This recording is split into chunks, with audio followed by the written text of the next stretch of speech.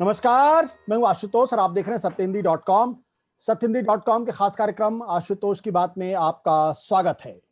2 round के मतदान हो चुके हैं असम और बंगाल में, लेकिन इस वक्त सबसे कांटे की लड़ाई कहा जा रहा है कि असम के अंदर लड़ी जा रही है, जहां तीसरे चरण के लिए मतदान 6 तारीख को होने हैं। हालांकि 6 तारीख को तमिलनाडु के लिए भी वोट पड़ेंगे, पुडुचेरी के लिए भी पड़ेंगे और केरल के लिए भी पड़ेंगे। लेकिन असम के अंदर लड़ाई बहुत जबरदस्त बताई जा रही है। यह कहा जा रहा है कि लगभग फोटो फिनिश की स्थिति है, यानी भारतीय जनता पार्टी का गठबंधन है और कांग्रेस का गठबंधन है। इन दोनों के बीच में रस्साकशी चल रही है। बहुत सारे विशेषज्ञों से मैंने बात की, बहुत सारे लोगों से बातचीत की। कोई ये कहने की स्थिति में नहीं कि दरअसल किसका पलड़ा भारी होगा। तो हमने सोचा कि इस पूरे मसले पर देश के सबसे बड़े चुनाव विशेषज्ञ और सीएसडीएस के पूर्व डायरेक्टर संजय कुमार जी से बात की जाए। सीएसडीएस एक ऐसा संगठन है, एक ऐसी संस्था है जिसके ओपिनियन पोल को, जिसके पोस्ट पोल को सबसे ऑथेंटिक इस देश के अंदर माना जाता है, जो सिर्फ चुनाव का सर्वेक्षण नहीं करता है बल्कि चुनाव के साथ साथ देश की नब्ज को पकड़ने की कोशिश करता है, उनके मुद्दों को पकड़ने की कोशिश करता है। और उस सर्वेक्षण के अगर कोई करता धरता है तो संजय जी, आपका बहुत बहुत स्वागत हमारे खास कार्यक्रम में। संजय जी, अभी आप असम से लौटे हैं, दौरा करके आए हैं। क्या लगा आपको? ये जो लोग कह रहे हैं कि भाई बहुत तगड़ी लड़ाई है, बहुत कशमकश है, क्या ये बात सच है?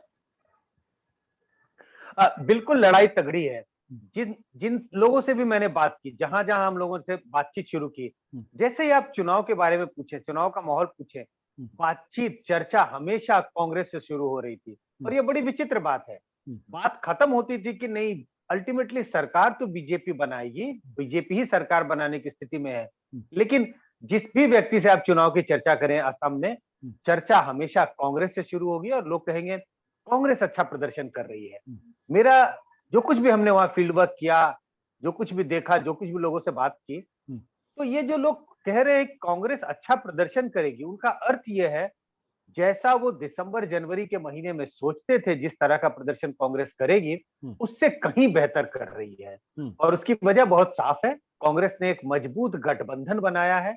इस गठबंधन में दो बड़े अहम अहम पार्टियां हैं, एक बीपीएफ और दूसरा एयूडीएफ। और इसके अलावा उन्होंने लेफ्ट फ्रंट से भी अलायंस किया है और तमाम छोटी छोटी पार्टियां भी हैं। इस गठबंधन की वजह से जो तमाम समुदाय के वोटर हैं वो एक एक जगह इकट्ठा हो रहे हैं और इस वजह से लोगों को यह लग रहा है कि कांग्रेस बहुत अच्छा प्रदर्शन कर रही है। शायद इनकी हालत वैसी नहीं रहेगी जैसे 2016 के चुनाव में हुआ था। लेकिन हर बातचीत उस बात पर खत्म होती थी तो सरकार कौन बनाएगा, और इस बात पर भी एक तरह से सहमति मुझे लगी, सरकार तो बीजेपी ही बनाएगी। कुल मिला के ऐसा लगता है बीजेपी को बढ़त है, लेकिन वैसी नहीं जितना 2016 में। लोग क्यों कह रहे हैं कि बीजेपी की, अंत में आके कहते हैं बीजेपी की सरकार बनेगी? ये उनको यकीन नहीं है कि बीजेपी को हराया जा सकता है या बीजेपी हार सकती है, या उनको कांग्रेस पर यकीन नहीं है कि कांग्रेस जीत सकती है? ज्यादातर लोगों का यह मानना था आशुतोष कि कांग्रेस जीत सकती थी चुनाव, लेकिन जब चुनावी बिगुल बजा, उस वक्त कांग्रेस को खुद पर भरोसा नहीं था, पार्टी को खुद पर भरोसा नहीं था कि कांग्रेस पार्टी ये चुनाव जीत भी सकती है। तो कहते हैं कांग्रेस देर से जगी, कांग्रेस ने स्ट्रैटेजी देर से बनाने की कोशिश की, और जब तक चुनाव आते आते तक बीजेपी का पलड़ा ऑलरेडी भारी हो चुका था। उन्होंने अलायंस बहुत अच्छा किया, लेकिन इन सब चीजों में देरी कर दी कांग्रेस ने। और जब लोकल लोगों से बात करें तो वो कुछ कंस्टिट्यूएंसीज का नाम बताने लगेंगे कि ये 5-7 कंस्टिट्यूएंसी ऐसी है जहां कांग्रेस जीत सकती थी, लेकिन टिकट का बंटवारा अच्छा नहीं हुआ, इस वजह से ये 5-7 सीटें कांग्रेस गंवा सकती है। तो कांग्रेस की चर्चा होती है कि कांग्रेस मजबूत लड़ाई लड़ रही है, लेकिन ये मजबूत लड़ाई में भी कांग्रेस पिछड़ जाएगी। और दूसरी वजह ये भी थी, लोगों को भरोसा नहीं है कि बीजेपी इतनी बड़ी, इतनी मजबूत पार्टी है, क्या इतनी मजबूत पार्टी को हराया जा सकता है। तीसरी वजह यह भी है, कोई स्ट्रॉन्ग एंटी इनकम्बेंसी नहीं दिखाई पड़ता। लोग आमतौर पर संतुष्ट है सरकार के कामकाज से, कोई बड़ी नाराजगी नहीं है, तो कोई बड़ा उत्साह भी नहीं है कि सरकार ने कुछ अद्भुत काम किया। एक सो सरकार है, बस अच्छी ठीक ठाक काम किया है सरकार ने। ऐसी स्थिति में सरकार का दोबारा जीतने की संभावना बनी रहती है। लेकिन संजय जी, एक चीज ये कि जो 2016 में जो बीजेपी का गठबंधन था, वो काफी मजबूत माना जाता था कांग्रेस की तुलना में। पिछली बार 2016 में असम गण परिषद उनके साथ थी। असम गण परिषद पिछले 5 सालों में कमजोर हुई है। बीपीएफ के साथ उनका गठबंधन था। इस वक्त बोडो वोटों में डिवीजन नजर आता है।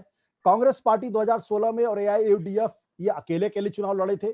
तो जब कांग्रेस, एआईयूडीएफ, बीपीएफ एक साथ आ जाती है और बीजेपी का गठबंधन उतना मजबूत दिखाई नहीं पड़ता है, तो ये जो परसेप्शन है, इस परसेप्शन का कारण क्या नजर आता आपको? देखिए, इस परसेप्शन का कारण ये है कि असम को अगर आप देखें तो असम एक राज्य होते हुए भी अगर उसकी पॉलिटिकल ट्रेजेक्टरी को देखें तो 3 अलग-अलग जैसे चुनाव हो रहे हैं वहां पे। पहला फेज जो अपर असम कहते हैं, जहां पे 47 सीटों पे वोट पड़े, और वो ऐसा इलाका है जहां बीजेपी का प्रदर्शन बहुत अच्छा पहले भी रहा 2016 में भी, और इस बार भी अगर बीजेपी का जो भी प्रदर्शन होगा वो उसी पे टिका है कि अपर असम में बीजेपी कितना अच्छा करती है। इसके बाद लोअर असम और बराक वैली की बात करते हैं। सोशल कंपोजिशन की अगर हम बात करें तो ये 2 इलाके हैं जहां पर कांग्रेस सोशल कंपोजिशन के हिसाब से जिस तरह का उन्होंने गठबंधन किया है, कांग्रेस और इसके अलायंस जिसको महाजोट बोला जा रहा है वहां पे, उसकी बढ़त है, उनका उनका दबदबा बना हुआ दिखता है। लेकिन कुल मिला के लोग ये कहते हैं कि अगर आप 2016 के चुनाव को देखें तो बीपीएफ के पास तकरीबन 12 या 13 सीटें थी, एयूडीएफ के पास भी 13 सीटें थी। दोनों पार्टियों को मिला के उनके पास 25 और कांग्रेस के पास 26 सीटें थी। तो लोग ऐसा अनुमान लगा रहे हैं कि कांग्रेस को थोड़ी बढ़त मिलेगी। एयूडीएफ और बीपीएफ अपनी चरम सीमा पर थे 2016 के चुनाव में, उससे आगे बढ़ पाना उनके लिए मुश्किल है। अगर दोनों को ये भी मान ले कि दोनों पार्टियां उतनी ही सीटें जीत जाएंगी जितनी उन्होंने 2016 में जीती थी, तो दोनों पार्टियों को मिला के तकरीबन कोई 25-26 सीटें होंगी। कांग्रेस को के पास 26 सीटें थी 2016 में। कांग्रेस एक बेहतर प्रदर्शन करके शायद 30, 32, 35 सीटों पर चला जाए। तो अगर कांग्रेस को 30 सीटें जीत जाती है, कांग्रेस 30, 32, 35, और इन दोनों पार्टियों को मिला करके भी अगर उनके पास 25 सीटें हैं, तो कहीं जाके मामला टिक जाता है 55, 58, 55, ऐसे यहां पर मामला टिकता हुआ दिखाई पड़ता है। इसी वजह से लोगों को लगता है कि इस अच्छा प्रदर्शन करने के बावजूद बीजेपी और उस गठबंधन को बढ़त है और बीजेपी सरकार बनाने की स्थिति में दिखाई पड़ती है। संजय जी, आपने अपर असम की बात की है। पिछले साल ये देखने में आया कि वहां पे एनटीसीए प्रोटेस्ट बहुत ज्यादा था और असम के लिए बहुत ही संवेदनशील, बहुत ही नाजुक मसला है, और इसका असर सबसे ज्यादा अपर असम में ही है। 2 नए राजनीतिक दल एनटीसीए प्रोटेस्ट के नाम पर बने हैं। क्या उसके बावजूद ही भारतीय जनता पार्टी पुराना प्रदर्शन दोहरा पाएगी?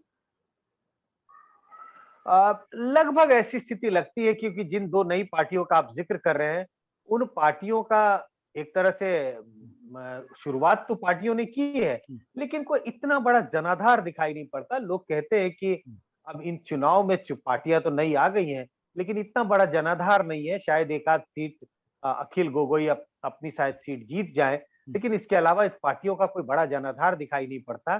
ध्रुवीकरण बेसिकली कांग्रेस अलायंस और बीजेपी अलायंस के बीच है। एक आम मतदाता अपने वोट को बर्बाद होता हुआ देखना नहीं चाहता, तो या तो वो कांग्रेस अलायंस को वोट करेंगे या बीजेपी अलायंस को वोट करेंगे, क्योंकि करारा मुकाबला इन्हीं 2 पार्टियों के बीच है। तो क्या वो एनटीसीए का जो प्रोटेस्ट था उसकी नाराजगी जमीन पे दिखाई नहीं पड़ती, क्योंकि नाराजगी तो कांग्रेस बीजेपी सरकार के खिलाफ थी?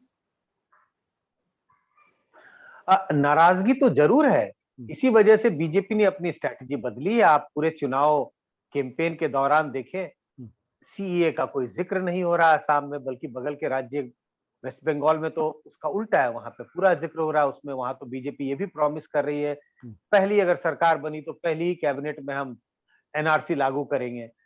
असम में उन्होंने एक क्लेवर टेक्निक अपनाया है। अपने पूरे चुनाव प्रचार के दौरान उन्होंने सीए का कोई जिक्र नहीं किया, उसको बिल्कुल ठंडे बस्ते में डाल दिया है।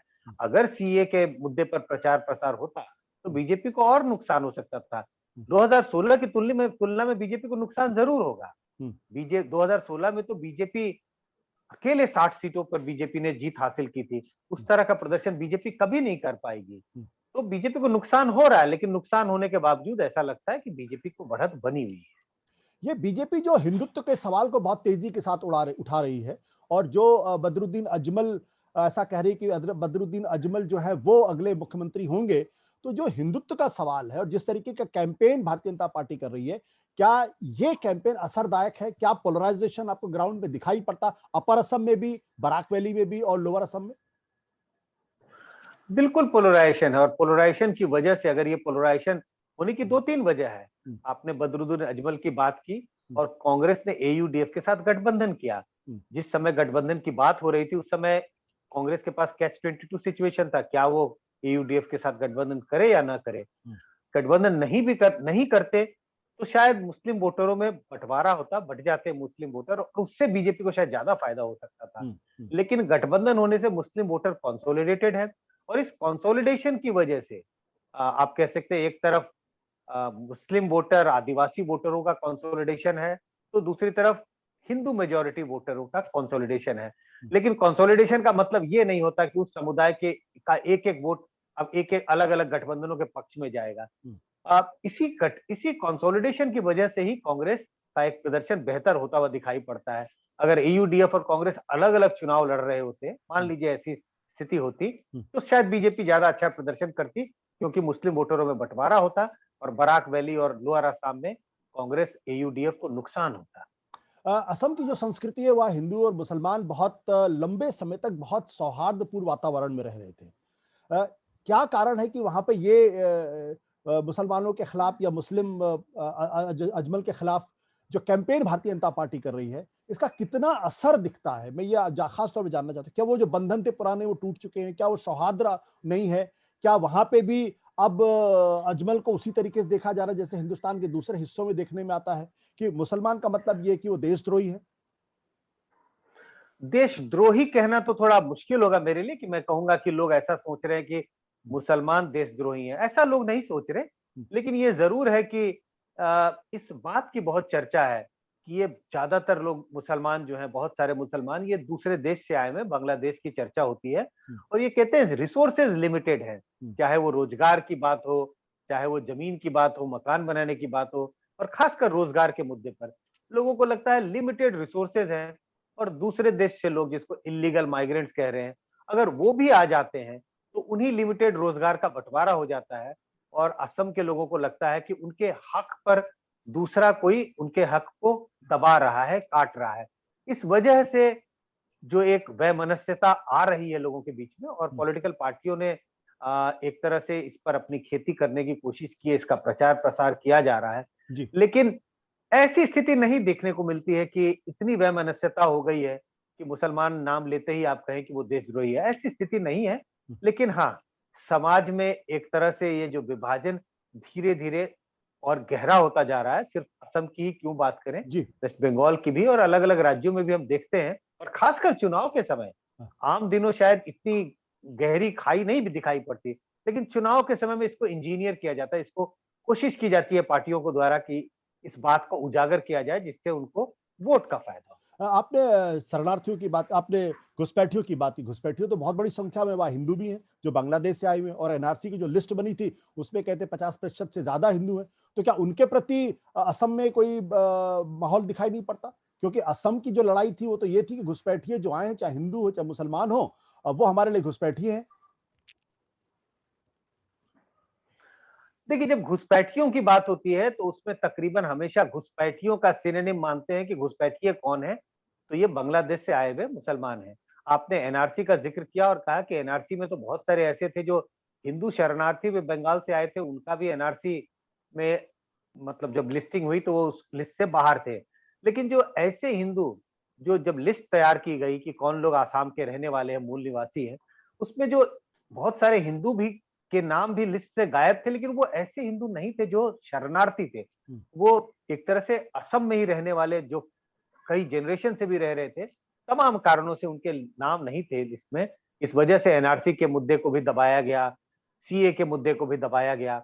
लेकिन जब भी शरणार्थी का जिक्र होता है, जब भी घुसपैठियों का जिक्र होता है, तो घुसपैठियों का अर्थ असम में हमेशा जो मुस्लिम समुदाय के लोग हैं उनके बारे में ही इस बात का जिक्र किया जाता है।